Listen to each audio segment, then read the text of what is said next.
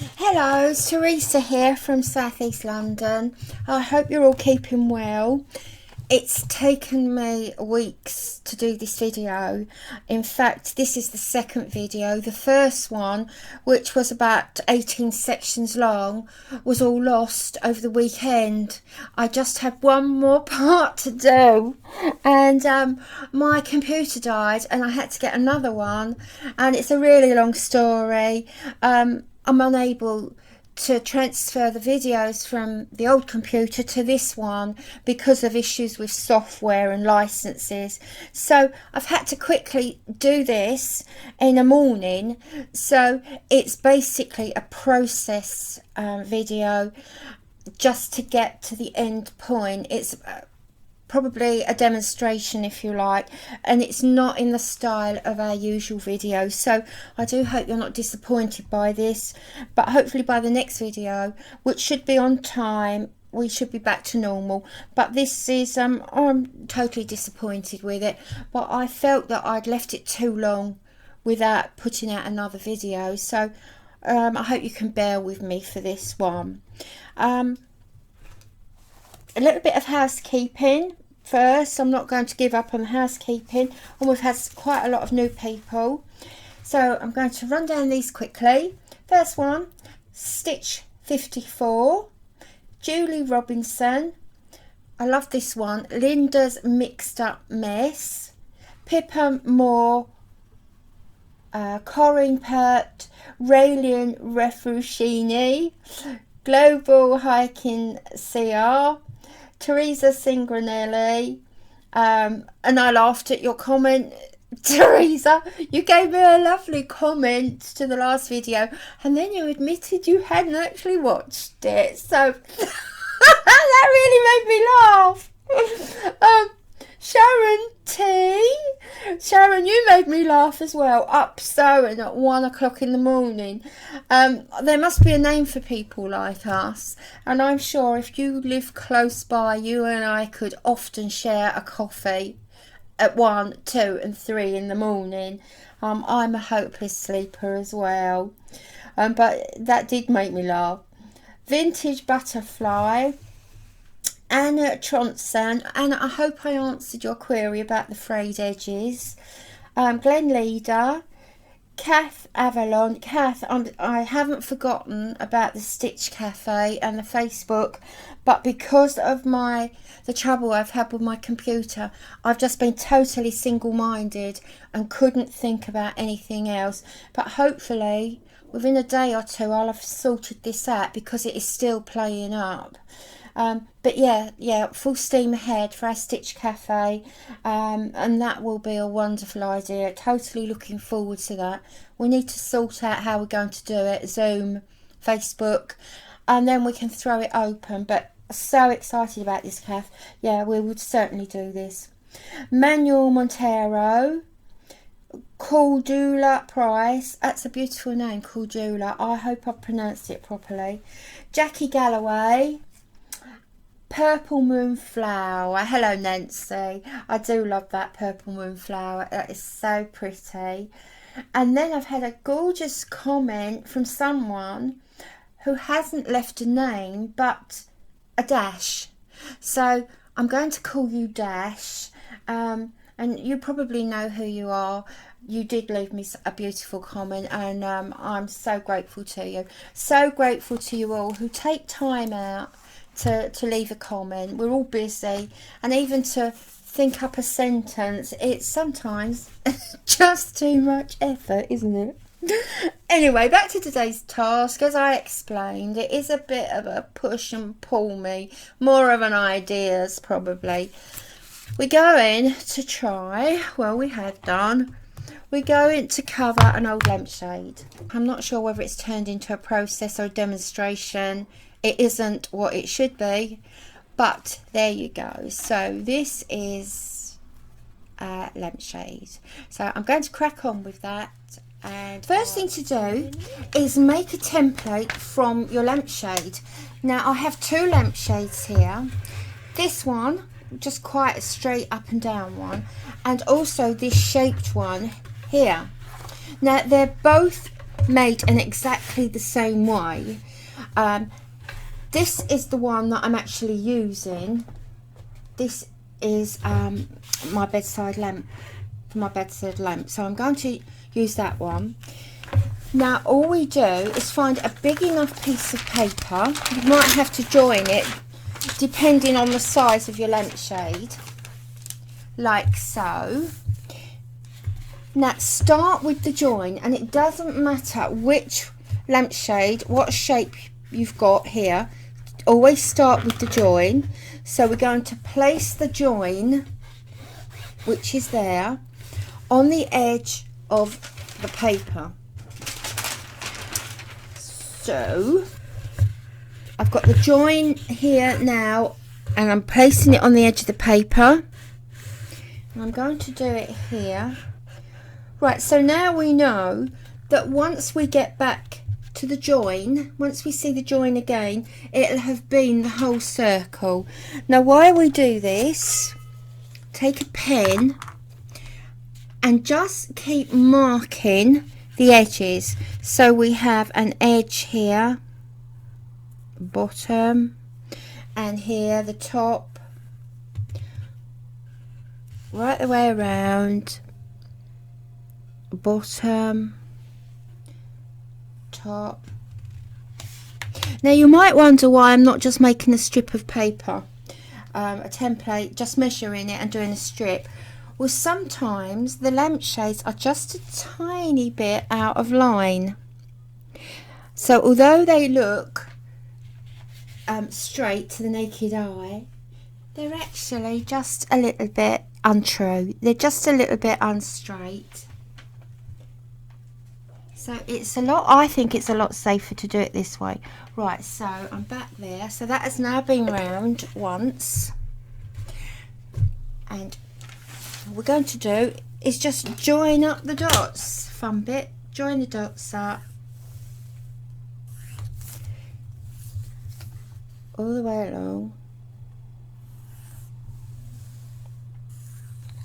So that is now our template, but what I haven't done is added a seam allowance. We're going to need a seam allowance on each side. Now I'm going to make it quite a generous one. It can always be trimmed, so as long as we have enough to trim, then we're okay. So I'm going to make it the thickness of this ruler, which is possibly an inch. Yes, that's an inch, both sides. So this is the seam allowance. So I'm going to do it the long sides,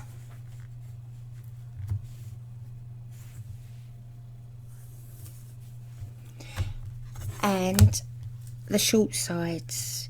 Now we need to be a bit more generous on the sides, because as you know with slow stitch it does tend to shrink the fabric slightly. It draws it up. It's not so bad lengthwise, it does that to a certain extent, but it's that way that it's going to shrink it up. The way the stitching goes this way, my stitching is going to go that way, so it's going to pull and it's going to shrink it slightly. So I'm just going to take my seam allowance right off to the end here. I might actually add a bit more because this doesn't look right. Yeah, I think I'm going to add a little bit more when I cut it out. Rather have too much than not enough. So that is now my template for my lampshade. Now that's the one I'm going to use, but I'd just like to show you this one. Now if your lampshade is this shape, you will do exactly the same. Now make sure you have a nice piece of paper that your lampshade is going to fit onto. So if I were to be using this one, I would do exactly the same. Find the seam here. You'll see the seam. Match the seam to the edge of the paper. So that's now edge to edge here, and do the same. So we would mark it top and bottom all the way round, run it round, and you'll get the nice curve I can't see that one. Oh, I can't see that one. Right the way round. I've got to look on the screen now to see this. Oh my goodness, I'm not doing that too well, am I? Round there. Back here. I think I might have to stand up now to do that. Oh, that's a lot easier. So, keeping to the curve right the way round. Right, I'm almost back to the seam, the join in the lampshade. And there's the join. Now do it exactly the same here and just join the dots all the way around. Can you see you're getting a nice curved shape there? And a bit of a dodgy hole one here because I couldn't see the back. There we go. And then we would join it here. Once again, just add a seam allowance up the top, about an inch, right the way round. That's the seam allowance. And we'll do exactly the same down here. The seam allowance. And that is what you cut out. Hang on a minute, it could, because we need a seam allowance down the side as well. Where are we? So seam allowance down here. Once again, a nice wide seam allowance because we can always trim it. There we go. Now that is the shape of a curved lampshade. So in case you think, well, I haven't got, I'm going to make that smaller. No, I thought you might be able to see it better. Yeah, in case you have a curved lampshade, it's a bit like a quarter of a Christmas tree skirt. So the round lampshade, it's that shape. But the one I'm going to do is this one. So I'm going to cut this out now and place it on my fabric. So this, you have to imagine, is that length. Okay, so this is the finished piece. So I'm working backwards, but I'm not going to do the whole length again. I'm just going to make it a lot shorter so you can see the process. So this, imagine now, will go right the way around my lampshade. Okay, now the two lines of tacking here are just to give you guidelines of where to keep your stitches, how to place your design. If you can see this, it fits in those like trim lines. Okay, so the edges here are now the seam allowance. That will be the seam allowance when we come to make it up. So that part there, those parts there are now the seam allowance, and this is the piece we're going to work on. Now, just like this one, I've backed it with some very fine iron-on interfacing. So it's all nicely ready now to put our design on. Now, I'm going to have to keep referring back to this one, so I hope it doesn't make you giddy. The design for this came from this. It's an old book that I have, a nature book, and it's full of pictures like this, and I've liked that picture for a long time. You have to take away the butterflies at this stage. I've put the butterflies there, and this is the sort of thing that I wanted around the edge of here. I thought that would be nice repeated around the edge of my lampshade. So what I did, I looked around for some fabric that already had leaves on it, just to make it easier. I thought I'll find some, go to my stash and my rag bag and pull out any pieces of fabric that has leaves on it.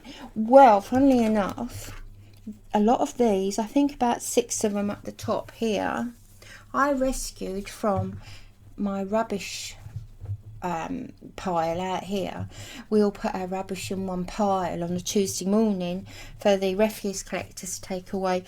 Well, on the top, when I took my rubbish out, was some silk flowers that someone in the area had thrown away. So I thought, oh, I need those leaves, I need those leaves. So I very, very discreetly bent down, picked them up and popped them in my shopping bag on the way out, and I thought nobody's seen that. But would you believe it? I can't name anyone, but he of the area, called out, I know what you've done. I was so discreet, I don't know how he saw that. But anyway, I laughed it off and said he was going to get them back as a present after I've washed them. So he was quite happy with that. He laughed, he saw the joke. But I expect everybody in the area knows now that I'm a bit of a dump lady, a bag lady, walks about picking up people's rubbish. But having said all that, I did bring them in and I disinfected them and I washed them and I left them sitting in the fresh air in view of what's happening at the moment. So they are quite hygienically placed. I'm very pleased with those because I didn't have to cut them out. Now, for those of you who haven't got leaf shapes, just cut out your shapes from fabric. And they don't even have to be green. Don't forget, this is your art and you're entitled to practice your artistic license how you feel you want to. They could have been orange, but I was lucky enough. I also went to my stash and found lots of, well, it wasn't my stash, my rag bag, and found lots of leaves here. And I cobbled them all together on a piece of iron or Violene and ironed them down. And that makes it so much easier to cut out. Now, it does, however, make just a little bit of waste with your Violene or your iron-on interfacing. It does make a little bit of waste, but to me it's easy, and to be honest, it's not really that much waste. And you see that it makes a nice firm leaf and already backed, whereas to cut out a leaf, I don't think I've got any. Yes, to cut out a leaf that hasn't been backed, this one hasn't been backed, and so I just cut out the basic shape of the leaf from the fabric. Look how limp that is. And now I either have to interface that or cut out. Now, to cut out a satin leaf that hasn't got the interfacing is quite difficult because there's a lot of movement there. So I would rather waste a little bit of interfacing and cut them out nicely and get a nice sharp edge to them.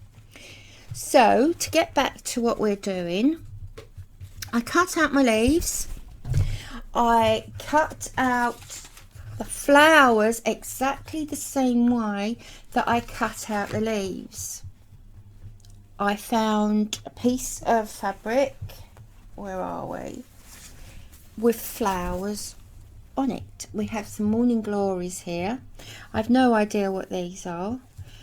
I wanted to keep them small, and I think these might look like freesias, I'm not sure. So I cut out the 3 lots as much as the fabric would allow me to, and it was quite a generous piece of fabric. So I now had a pile of flowers and a pile of leaves.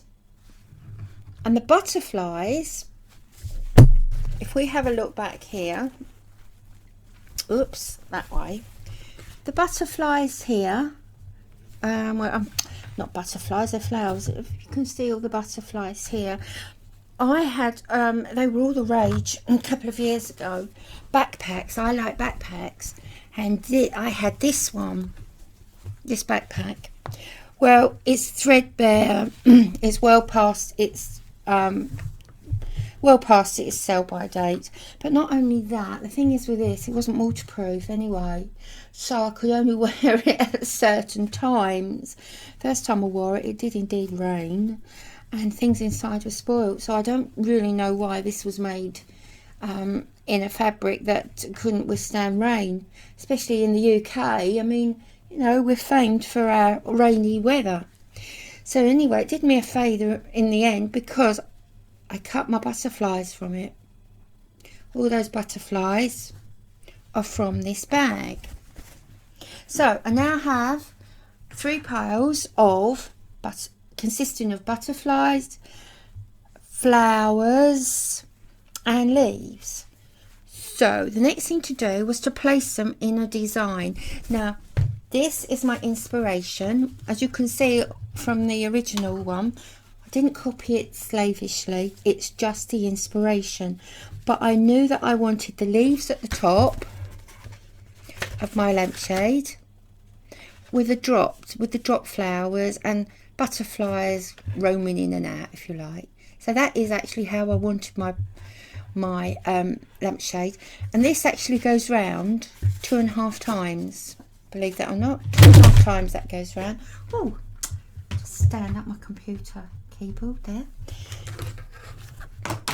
So the next thing to do is place them using this for our inspiration. So we already know that the leaves are at the top, so I just placed the leaves. Now what I did do as well, I made a copy of that at the back, just in case for some reason I needed the leaf shapes. I needed to take these off as a template. I was lucky to find the leaves, but you might need to make your leaves in felt or in another fabric where you have to cut them out. So that is why that is tucked away there, just in case I needed to cut them out. So there's the inspiration. Now I will place all these leaves. I should now spend some time placing the leaves and the flowers into the same design or a similar design to the one that I already have. So the flowers, and I will only do a little bit of it because this is more than blood and flesh can stand, I'm afraid. I can't go through all that again. That original piece took ages, and I can't believe my computer, just changing the computer, has lost it. I'm sitting here now looking at an external hard drive, but it won't transfer that over because it's a paid for app or words to that effect, a paid for program, and it's unique to my old computer. I'm not explaining that very well, am I? So I can't actually move it over. Now, as you can see, this is how the flowers will be placed. Now I wanted them like this, dropping that way, so they will be placed on upside down. So I will play around with this for a while, and then I'm going to tack them in place. Now they need to be tacked down to make it easy to slow stitch. So I'm going to carry on as I did here. I'm now going to tack them in place just apart, because as you see I've already done this. So I'll tack just a little piece down with the leaves and the flowers and a few butterflies. No, the butterflies come last, so it will be the leaves and the flowers that I'll put down. This is actually layered. We'll get to the layers later, but the first layer to do is leaves and flowers. So they're what I'll be tacking down now. Now, as usual, all I've done is clipped each piece of fabric all the way across. I haven't gone round the edges because that would just be silly. So it's a lot easier just to clip each piece, hold it down in place. So that is the background tacked down nicely.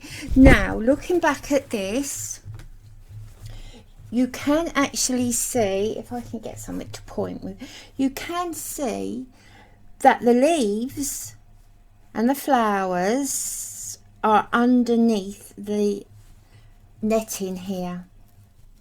Now this net is light enough to let the light shine through, because we have to keep remembering that we are making a lampshade, so we have to remember that the light needs to shine through. So it is light enough to just let the light shine through, but it's also really nice. It's a pretty, let me see if I'll make this a bit bigger and you might be able to see the glitter. Look, there's a glitter effect, and this is all I had. Just a little bit of trimming on the edges, but that is all I had. So unfortunately I haven't got any for this little demonstration, but I do have some other net. It's not the same. It actually has a butterfly on it. I might leave that butterfly there. So I need to cut. No, I'm going to take that butterfly off. So the next thing to do across the tack down shapes now is to place some net. So I'll just cut this, just a little piece to place down. I don't want that butterfly because it's out of keeping with the other butterflies, so I'm going to take that butterfly off. And now I have a little piece of net to cover this with, and on the camera it's not making much difference. It doesn't make much effect up there, not as much as the grey. I'm wondering perhaps if I think two pieces, if I had more of this, 2 pieces might be better. But anyway, so now that's covered with net. Once again, just clip the edges, just keep flattening it out.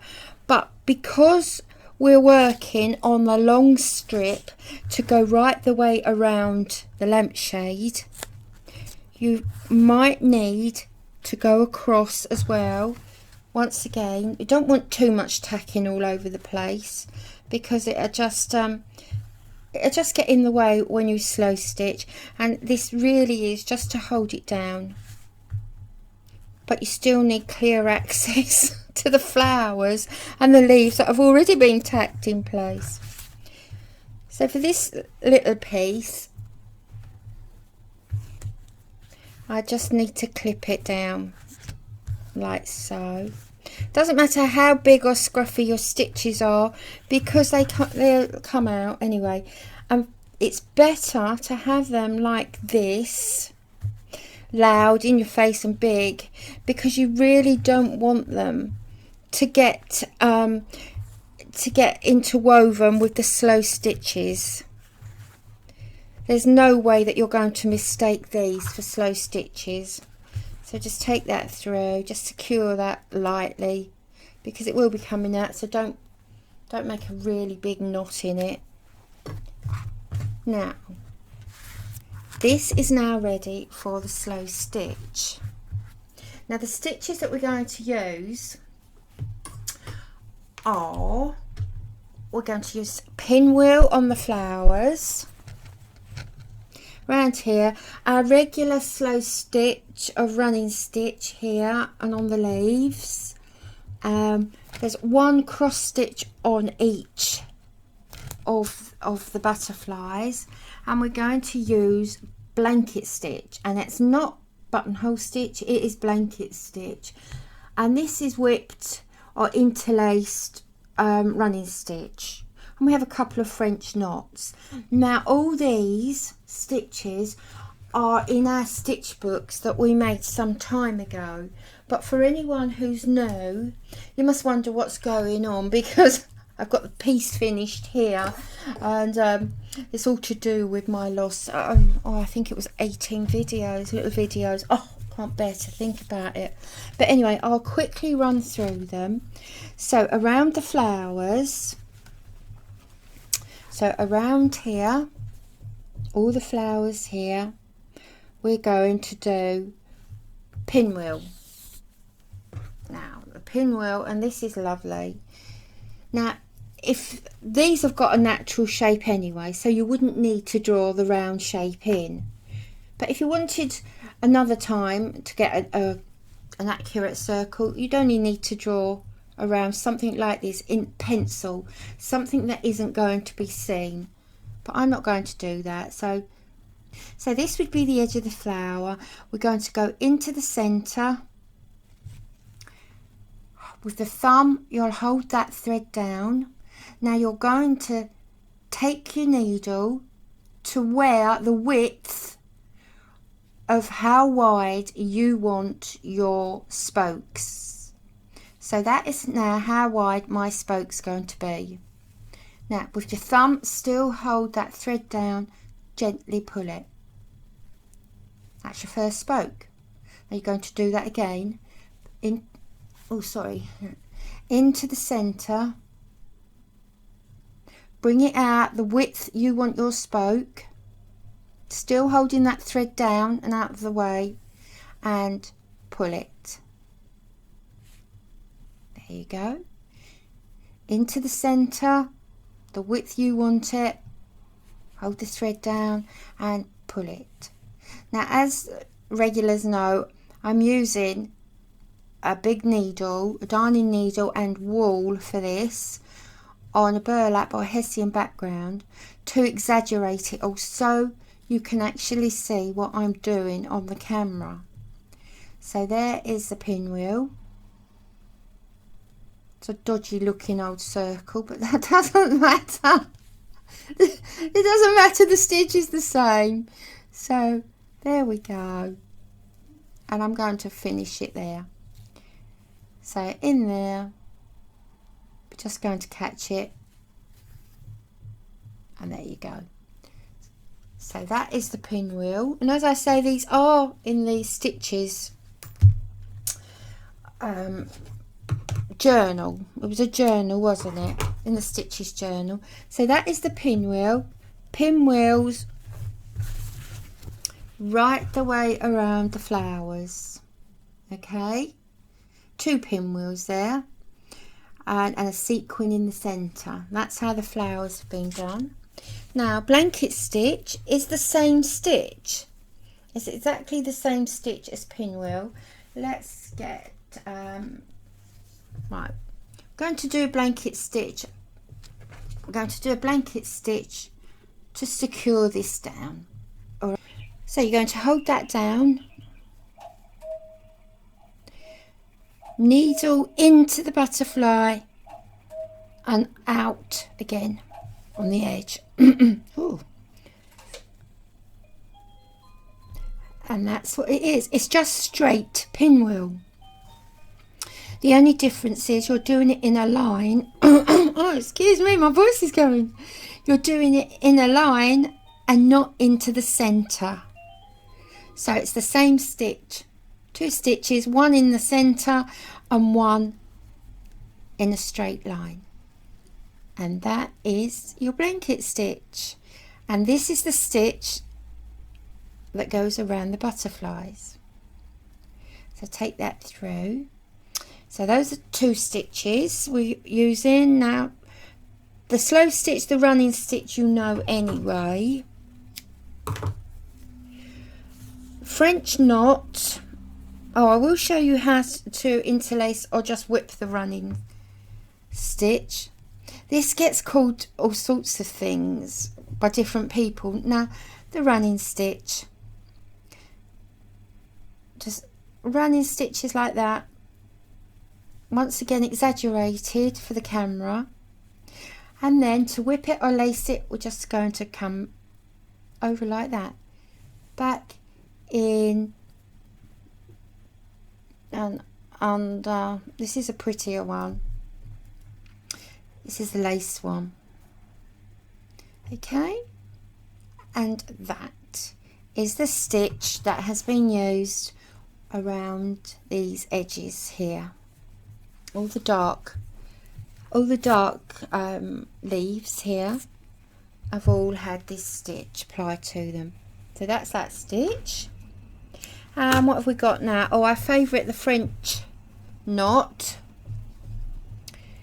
So a French knot, you need a knot in the back. I'm going to chop that off because it's in the way. Whoops. So the French knot is on the end of the antennae. I think these are antennae, aren't they? They're on the butterflies. So the French knot in from the back.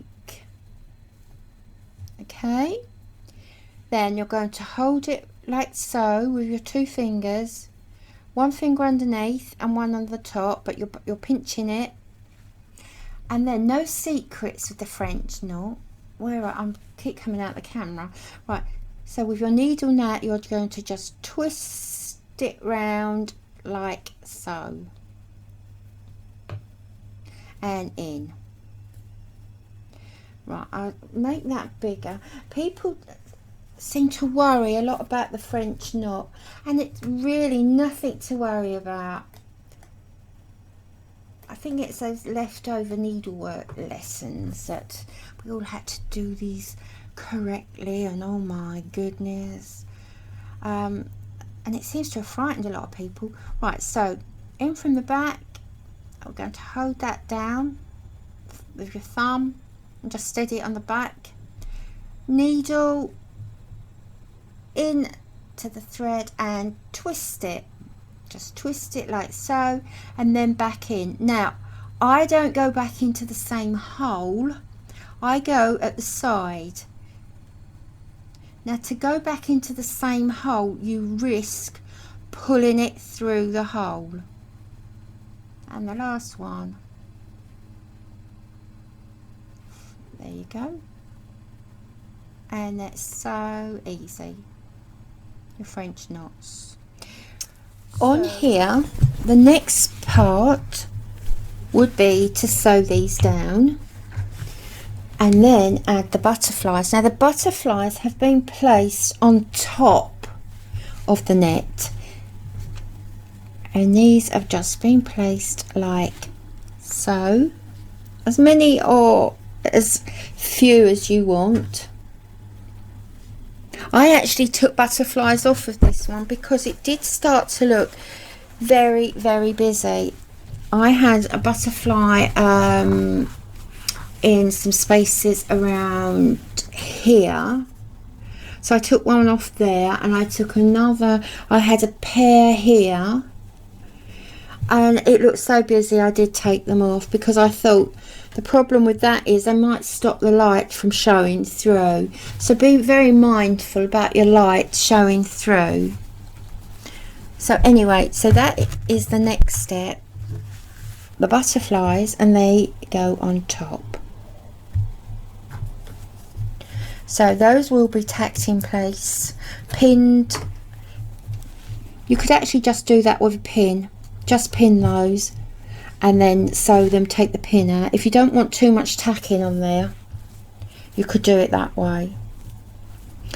So I'm not going to do the sewing again because I have done that on here, but this is now ready for all your sewing, so you get it to this stage.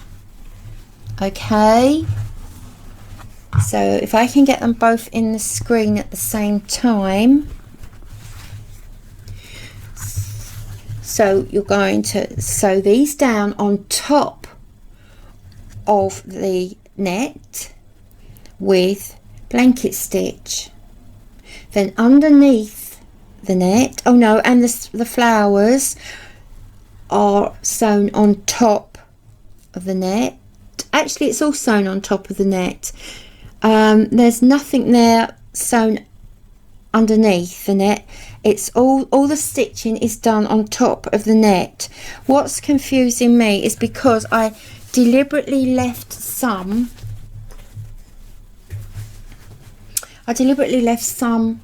flowers here underneath as shadows.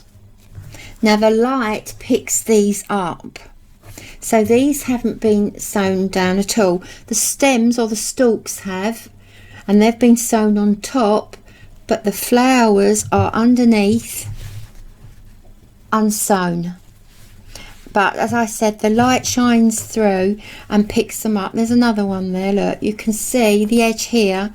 All those flowers haven't been sewn down, they're just underneath the net. So the next thing to do now is to actually make this up into the lampshade. I've trimmed the excess off both sides. I've also trimmed one edge of the short side as well. Now there are many ways of recovering the lampshade, which is what we're doing. Most of it includes a lot of gluing this and then setting your cover on top. Others involve lampshade stitch from your cover to the inside rim, which you can do. All of them are really nice ways to do, and all of them are featured on YouTube videos.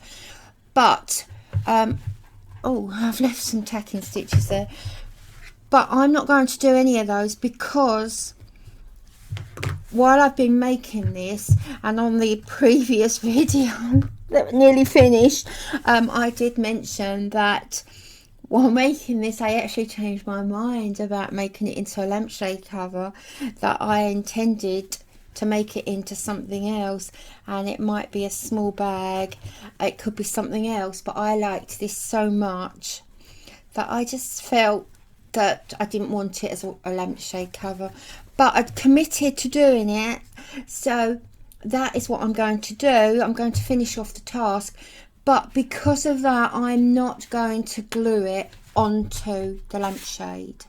You can glue yours, you could glue it all the way along with around with tacky glue or a hot glue gun. If you have a hot glue gun, you can just glue all the way around the edges and just stick it down that way.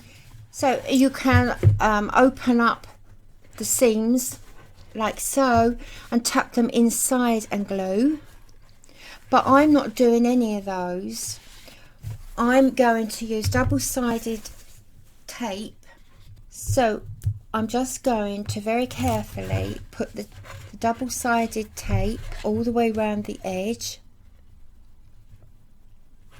matching it all the way around nice and tightly. And don't forget, if you have a right, an up and a down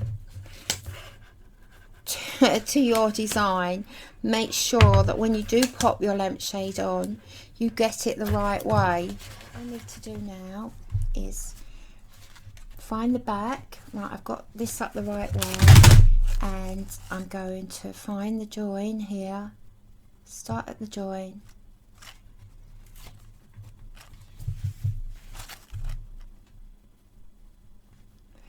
and just run it around very, very carefully. Now I trimmed my my net as well, and unfortunately I caught some of it, but it won't notice. Right the way round. Oops, need to pull that down slightly. Right, and we're back to where we should be. Right, just going to roll that round to make sure that is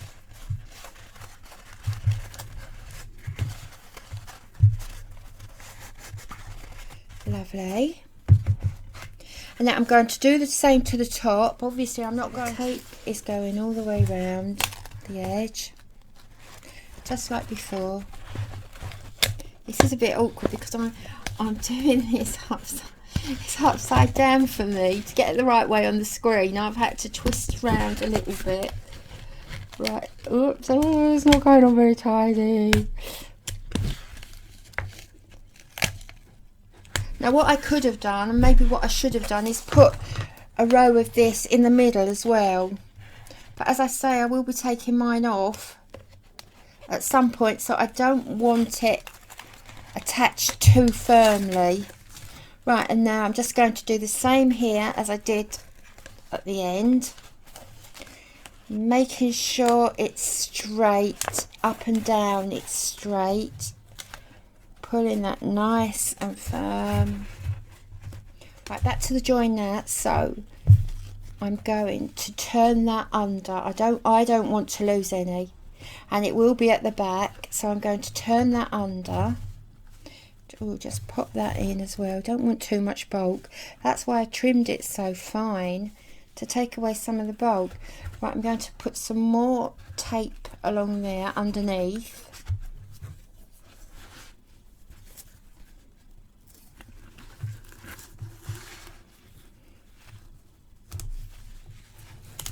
Now that might need 2 lots. I'll see how it gets on with one, because this is quite, it's a thick tape.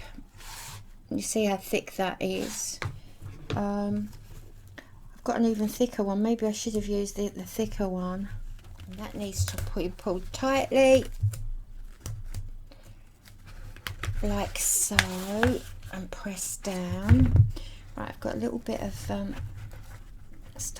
lace net sticking out there, so I need to just trim that. On this seam here, I'm going to very carefully over sew right the way along the edge. So that is my next task now. I'm going off to over sew that and straighten it up in places. Make sure I can see I've got some tagging stitches there. Okay, so that is what we have at the moment. And here's the finished lampshade. This is the best way that I can get it on the screen. I very carefully twirl it round, and you can get an idea of how it's looking. Oops, I can't take it any further than that, so I'll bring it back. And that's it, all done and dusted.